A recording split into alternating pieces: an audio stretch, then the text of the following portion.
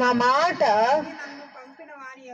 విని నన్ను పంపిన వాని యందు విశ్వాసముంచువాడు నిత్య జీవము గలవాడు. వారు తీర్పులోనికి రాక మరణములో నుండి జీవములోనికి దాటి ఉన్నాడని మీతో నిశ్చయముగా చెప్పుచున్నాను.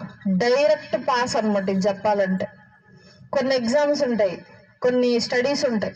ఇప్పుడు మనం 10th చదివామనుకో, డైరెక్ట్గా ఇంటర్కి వెళ్ళిపోవచ్చు, లైక్ డిగ్రీకి వెళ్ళిపోవచ్చు అని కొన్ని పోస్టులు ఉంటాయి. ఎగ్జాంపుల్గా 10th చదివి ఏదో ITI ఎందో చేస్తే డైరెక్ట్ బీటెక్ వెళ్ళిపోవచ్చు తర్వాత 3rd ఇయర్కి. అంటే 2 years వేరే సంవత్సరంలో కలిసిపోయి డైరెక్ట్ హయ్యర్ ఎడ్యుకేషన్కి వెళ్ళిపోవచ్చు. అట్లాగే ఇక్కడ ఏం చెప్తున్నారు, మనము యేసుక్రీస్తు ప్రభువారిని దేవుని కుమారునిగా